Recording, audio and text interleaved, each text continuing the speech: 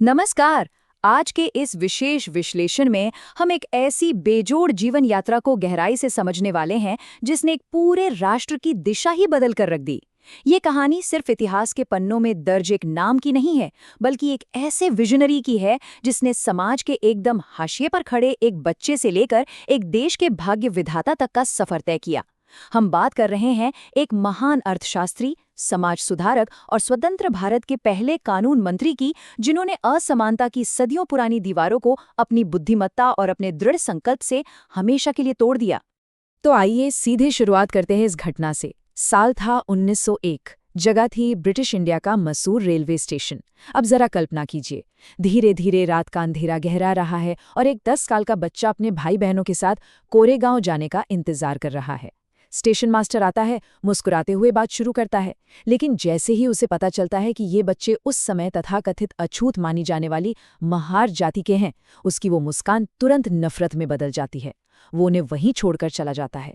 बैलगाड़ी वाले भी उन्हें अपनी गाड़ी में बिठाने से साफ मना कर देते हैं। और तो और, रास्ते में जब गला सूखने पर वो बच्चा पानी मांगता है तो सिर्फ उसकी जाति के कारण उसे पानी तक नहीं दिया जाता। सच कहूं तो ये कोई इकलाती घटना नहीं थी, बल्कि ये उस रोजमर्रा के सामाजिक उत्पीड़न की बस एक छोटी सी झलक थी जिसका सामना इस बच्चे को बार बार करना पड़ता था। अब सवाल ये उठता है कि आखिर ये अकेला बच्चा था कौन, जिसे समाज ने बचपन से ही इस कदर ठुकरा दिया, जिसे पानी पीने का भी अधिकार नहीं समझा गया। वो कैसे आगे चलकर दुनिया के सबसे बड़े लोकतंत्र का आधार तय कर पाया? जाहिर है, ये सफर कोई रातों रात हुआ चमत्कार नहीं था। इसके पीछे एक ऐसा असाधारण संघर्ष छिपा है जिसे समझना आज हम सभी के लिए बेहद जरूरी है। तो आइए सबसे पहले बात करते हैं उनके बचपन के संघर्ष की। अगर हम उनकी शुरुआती दिनों को देखें तो हालात वाकई बहुत मुश्किल थे। स्कूल में होने वाला भेदभाव एकदम स्पष्ट और अमानवीय था। उन्हें बाकी बच्चों के साथ बैठने की इजाज़त नहीं थी। उन्हें घर से अपना एक अलग बोरा ले जाना पड़ता था, जिसे सफाई कर्मचारी तक छूने से कतराते थे। वो खुद घड़े से पानी नहीं पी सकते थे। इसका मतलब था कि अगर पानी पिलाने वाला चपरासी स्कूल नहीं आया तो उन्हें दिन भर प्यासा ही रहना पड़ता था। उन्हें संस्कृत पढ़ने से रोक दिया गया और इसी दौरान जब वो केवल 6 साल के थे, उनके सिर से माँ का साया भी उठ गया। इन सब बातों ने उन्हें अंदर तक तोड़ दिया था। लेकिन उनके स्कूल में एक दयालु ब्राह्मण शिक्षक थे, कृष्ण केशव अम्बेडकर, जिन्हें इस भेदभाव से बहुत ठेस पहुंचती थी। उन्होंने ही इस होनहार छात्र को अपना उपनाम अम्बेडकर दे दिया।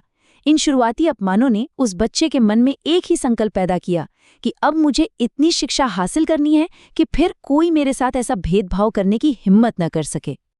और यहीं से शिक्षा उनके लिए उनका सबसे बड़ा हथियार बनी।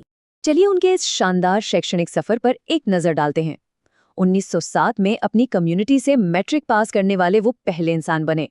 अपनी पत्नी रमाबाई के त्याग और बड़ौदा के महाराजा जैसे शुभचिंतकों की स्कॉलरशिप की बदौलत वो 1912 में बीए करते हैं और फिर उच्च शिक्षा के लिए सीधा अमेरिका की कोलंबिया यूनिवर्सिटी पहुंच जाते हैं। अमेरिका उनके लिए एक बिल्कुल ही नया और आज़ाद अनुभव था, क्योंकि वहां कोई उन्हें उनकी जाति के चश्मे से नहीं देख रहा था। 1915 में एमए और 1916 में पीएचडी पूरी करके वो विदेश से अर्थशास्त्र में डिग्री लेने वाले पहले भारतीय बन गए। ये अपने आप में एक अविश्वसनीय उपलब्धि थी। लेकिन जब वो वापस आए तो शुरू हुई भेदभाव के खिलाफ उनकी सीधी लड़ाई। भारत लौटने पर एक बहुत ही चौंकाने वाली सच्चाई उनके सामने आई। शर्त के मुताबिक उन्हें बड़ौदा राज्य की सेवा करनी थी, जहां उन्हें मिलिट्री सेक्रेटरी जैसी बड़ी और ऊंची पोस्ट मिली। लेकिन भारत के समाज में उनके लिए कुछ नहीं बदला था। इतनी पढ़ाई, इतनी बड़ी पोस्ट होने के बावजूद दफ्तर का कोई भी कर्मचारी उनके हाथ में सीधे फाइल नहीं देता था, बल्कि दूर से ही उनके डेस्क पर फेंक कर जाता था। रहने के लिए कोई उन्हें कमरा तक नहीं देता था। जब उन्होंने पहचान छिपाकर एक पारसी गेस्ट हाउस में कमरा लिया तो कुछ ही दिनों में लोग लाठियां लेकर आ गए और उन्हें वहां से बहुत ही हिंसक तरीके से निकाल दिया गया। ये उनके जीवन के सबसे दर्दनाक अनुभवों में से एक था, जिसने उन्हें ये तय करवा दिया कि इस सड़ी गली व्यवस्था को अब जड़ से खत्म करना ही होगा। और यहीं से उनकी लड़ाई एक नया और उग्र मोड़ लेती है।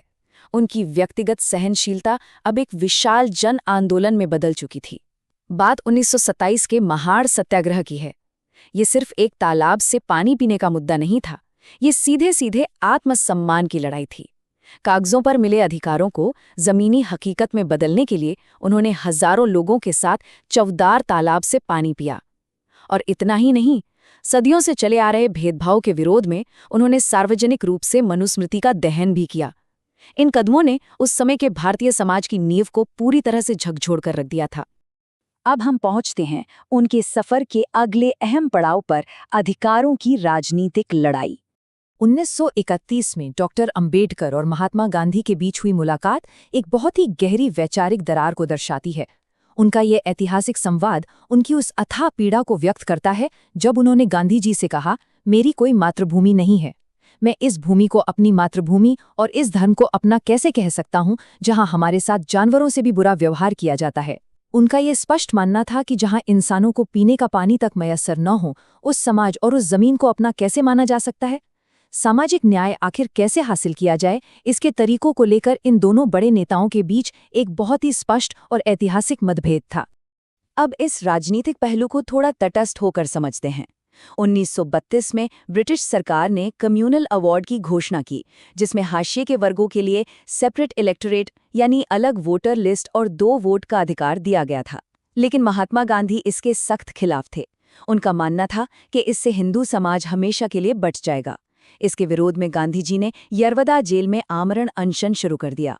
जब गांधी जी की तबीयत बिगड़ने लगी और पूरे देश में तनाव बहुत ज्यादा बढ़ गया, तब जाकर एक ऐतिहासिक समझौता हुआ जिसे आज हम पूना पैक्ट के नाम से जानते हैं।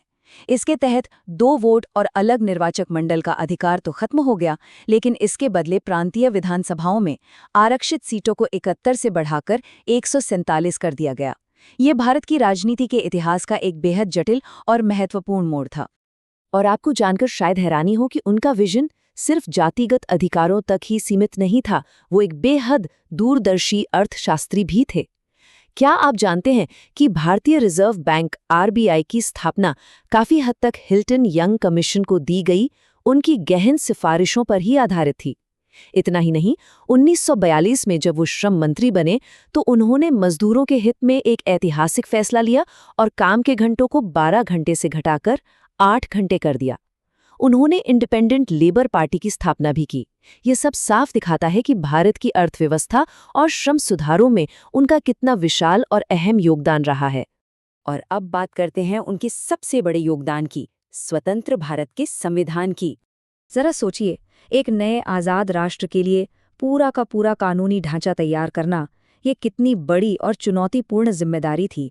1946 में उन्हें ड्राफ्टिंग कमेटी का अध्यक्ष बनाया गया। उन्होंने और उनकी टीम ने दुनिया के 60 अलग-अलग देशों के संविधानों का बहुत गहराई से अध्ययन किया और 2 साल 11 महीने की दिन-रात की कड़ी मेहनत के बाद उन्होंने दुनिया के सबसे बड़े लोकतांत्रिक ढांचे को एक आकार दिया। और जो बात इस संविधान को एक साधारण कानूनी किताब से अलग बनाती है, वो ये है कि ये भारत के हर आम नागरिक के लिए एक ढाल के रूप में काम करता है। इसमें अनुच्छेद 17 जोड़ा गया, जिसने छुआछूत को पूरी तरह से एक दंडनीय अपराध बना दिया। इसमें हर किसी को समानता और स्वतंत्रता के मौलिक अधिकार दिए गए। उन्होंने खास तौर पर महिलाओं के अधिकारों पर बहुत जोर दिया ताकि उन्हें शिक्षा और रोजगार में बिल्कुल बराबरी मिले, और समाज की मुख्य धारा से कटे हुए हाशिए के वर्गों के लिए शिक्षा और राजनीति में आरक्षण सुनिश्चित किया। सच कहूं तो ये सिर्फ एक दस्तावेज नहीं, बल्कि सशक्तिकरण का एक महाकाव्य था। आइए अब उनके जीवन के अंतिम अध्याय और उनकी अमर विरासत पर नजर डालते हैं। साल 1935 में उन्होंने एक ऐतिहासिक प्रतिज्ञा ली थी कि वो उस व्यवस्था का हिस्सा बनकर नहीं मरेंगे जहां जन्म से ही किसी इंसान का भेदभाव तय हो जाता है, और उन्होंने अपनी ये बात 1956 में सच कर दिखाई। 14 अक्टूबर 1956 को नागपुर में उन्होंने अपने लाखों अनुयायियों के साथ बौद्ध धर्म को अपना लिया, जो पूरी तरह से समानता और करुणा का मार्ग था। अब जरा इन आंकड़ों पर गौर कीजिए। 50,000 ये कोई मामूली नंबर नहीं है। ये उनके निजी पुस्तकालय यानी उनके पर्सनल लाइब्रेरी में मौजूद किताबों की संख्या थी। ये दुनिया की सबसे बड़ी प्राइवेट लाइब्रेरीज में से एक थी। ये उनके बौद्धिक कद और अध्ययन के प्रति उनके अथाह प्रेम का एक जीता जागता प्रमाण है। और एक और नंबर है 9। जी हाँ, ये उन भाषाओं की संख्या है जिन पर उन्हें पूरी महारत हासिल थी।